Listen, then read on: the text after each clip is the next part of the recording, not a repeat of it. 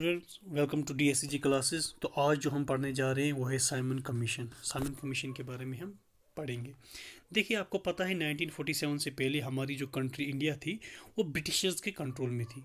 और ब्रिटिशर्स ने कुछ कानून बनाए थे, यानी कि हमारी कंट्री को रूल करने के लिए उन्होंने कॉन्स्टिट्यूशंस बनाए थे, कानून बनाए थे, जिनको वो टाइम टाइम पे चेंज करते थे। यानी कि वो देखते थे कि क्या ये कानून जो हमने बनाए हैं, जो कॉन्स्टिट्यूशंस हमने बनाए हैं, क्या ये स्मूथली वर्क कर रहे हैं या नहीं।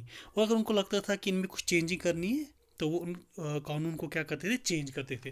तो इसी तरह 1928 में भी ब्रिटिशर्स ने एक कमेटी बनाई। ठीक है, यहाँ पे मैं आपको पिक में दिखाता हूँ। देखो यहाँ पे पिक्चर मैंने आपको दिखाई, ये साइमन कमेटी। ठीक है, ये कमेटी उन्होंने बनाई थी, जिसमें उन्होंने क्या कहा कि ये ब्रिटिशर्स ने बनाई थी, तो उनको इंडिया भेजा। ब्रिटिश से इन्होंने इनको इंडिया भेजा और उनको कहा कि आप वहाँ पे जाइए और चेक कीजिए कि जो कॉन्स्टिट्यूशंस, जो कानून हमने बनाए हैं, क्या ये स्मूथली वर्क कर रहे हैं या नहीं, या क्या हमें इन कानून में कुछ चेंजिंग करनी है या नहीं। ठीक है, तो इसी कमेटी को, जो 7 मेंबर्स की बनी थी, इसी कमेटी को साइमन कमीशन कहते हैं। अब इसको साइमन कमीशन क्यों कहते हैं? इसको साइमन कमीशन इसलिए कहते हैं कि जो कमेटी जो बनी थी, इसके जो चेयरमैन थे वो सर जॉन साइमन थे। तो इसीलिए इस कमेटी का नाम भी क्या पड़ा? इस कमेटी का नाम भी साइमन कमीशन जो है उसका नाम पड़ा। तो यहाँ तक आपको समझ आया। अब देखिए, जब कमेटी इंडिया में आई तो यानी कि जब ये ब्रिटेन से इंडिया आए तो इंडिया में क्या हुआ, इस कमीशन की जो है बहुत ही ज़्यादा मुखालफत हुई, यानी कि बाइकआउट किया गया। इस कमीशन को क्यों किया गया? देखिए, ये जो ब्रिटेन, जब ये ब्रिटेन से इंडिया आए तो इनका जो मकसद था, जो मोटिव था, वो था कुछ कॉन्स्टिट्यूशन चेंज करने के लिए इनका जो मेन जो एम था, यानी कि ऑब्जेक्टिव था, कुछ नए कानून बनाने थे। अब देखिए, जब इनको कानून नए बनाने थे तो जो मेंबर इसके थे वो सारे ब्रिटिशर्स थे, यानी कि एक भी इंडियन इसमें नहीं था। तो इंडियंस को क्या हुआ, इनको बुरा लगा कि कानून हमारी कंट्री के बन रहे हैं, लेकिन अफसोस कि एक भी इंडियन जो है इस कमेटी का मेंबर नहीं है। तो the commission was boycotted by the Indians because there was no Indian member in the commission. तो इसलिए मेन रीज़न जो था वो यही था, इसलिए इस कमीशन को क्या किया गया, बाइकआउट किया गया। दूसरा है, the commission did not give any indication of Swaraj while the demand of the Indians was only Swaraj. देखिए, आपको पता है कि इंडियंस जो थे वो बहुत टाइम से इंडिपेंडेंस जो है, कंप्लीट इंडिपेंडेंस जो है मांग रहे थे, यानी कि आज़ादी मांग रहे थे। और उनको लगा था कि ये जो कमेटी अब आई है तो ये स्वराज यानी कि कंप्लीट इंडिपेंडेंस के बारे में, आज़ादी के बारे में ज़रूर कुछ ना कुछ जो है इंडिकेशन देगी, कुछ ना कुछ इशारा देगी।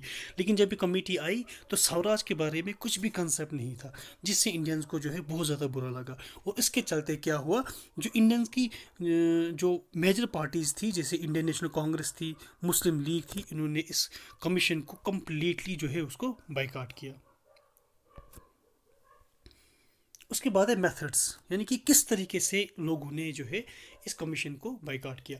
When the commission landed in February 1928 there was mass protest, हड़ताल्स and black flag demonstration all over the country. देखिए, जब ये कमीशन जो है, जब ये कमेटी जो है इंडिया पहुंची तो वहाँ के लोगों ने इस कमेटी का जो इस्तकबाल किया, जो उनको इस्तकबाल किया, वो जो किस तरह किया, ब्लैक फ्लैग्स दिखा के। ठीक है, यहाँ पे देखिए, यहाँ पे आप देखेंगे जो ब्लैक फ्लैग से, देखो यहाँ पे प्ले कार्ड से जिन पे लिखा है साइमन गो बैक, यानी कि उन्होंने कम्प्लीटली जो है इस कमीशन को लोगों ने क्या किया, रिजेक्ट किया, मास प्रोटेस्ट किया, हड़ताल्स हुई। ठीक है, people were chanting the slogan Simon go back, लोगों ने जो नारे दिए साइमन गो बैक के, यानी साइमन आप वापस चले जाओ। The police resorted to lathi charges to suppress the movement. उसके बाद क्या हुआ, जब ऑल ओवर द इंडिया में ये हड़ताल जो है वो स्टार्ट हो गई, तो पुलिस ने क्या किया, तो जैसे कि आपको पता है कि लाठी चार्ज वगैरह उन्होंने स्टार्ट की, जो जैसे वो करते आए थे हमारे इंडियंस पे। In Lahore, Lala Lajpat Rai was leading the demonstration and was brutally lathi charge. He died later that year due to injuries sustained. देखिए, ऑल ओवर द कंट्रीज में जो है इसके खिलाफ नारेबाजी चल रही थी, और हर स्टेट में एक लीडर था जो इस डेमोन्स्ट्रेशन को लीड कर रहा था, यानी कि जो डेमोन्स्ट्रेशन का लीडर था। इसी तरह लाहौर में जो लीडर थे, जो लीड कर रहे थे इस डेमोन्स्ट्रेशन को, वो थे, उनका नाम था लाला लाजपत राय। उनको भी पुलिस ने इतना मारा कि एट द एंड जो है उनकी डेथ हो गई। तो आप देख सकते हैं कि किस तरह जो है हम इंडियंस पे कितना जुल्म जो है वो ब्रिटिशर्स ने किया था। लेकिन उसके बाद क्या हुआ, इम्पैक्ट ऑफ साइमन कमीशन, यानी कि जब उसके बाद लाठी चार्ज वगैरह हुआ, जब इन ब्रिटिशर्स ने देखा कि ये जो ये demonstration all over the India में चल रही है, कंट्रोल में नहीं आ रही है, तो उसके बाद उन्होंने क्या किया, कुछ चेंजिंग उन्होंने की। तो क्या क्या चेंजिंग की? The commissions report was published in 1930। Before the publication the government assured that henceforth Indian opinion would be considered. तो उसके बाद क्या हुआ, जो कमीशन थी उन्होंने इस चीज़ को एक्सेप्ट किया कि अगर हम कोई भी कानून जो है इंडिया में बनाएंगे तो इंडियंस जो होंगे उनको उनकी जो व्यूज़ होंगे उनको जो है कंसिडर किया जाएगा, यानी कि उनकी बात जो है, इंडियंस की जो बात है वो सुनी जाएगी। It recommended the abolition of dyarchy and setting up of representative governments in the provinces.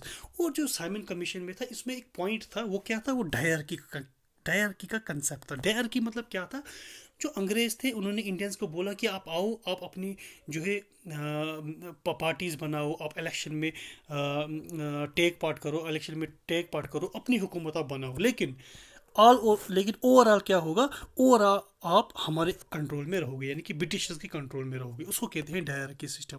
तो जब इस पे इंडियंस ने बहुत ज़्यादा शोर उठाया, उसको रिजेक्ट किया, तो एट द एंड जो है इस कमेटी को इस डायरकी कंसेप्ट को क्या करना पड़ा, इसको कम्प्लीटली अबॉलिश करना पड़ा, यानी ख़त्म करना पड़ा।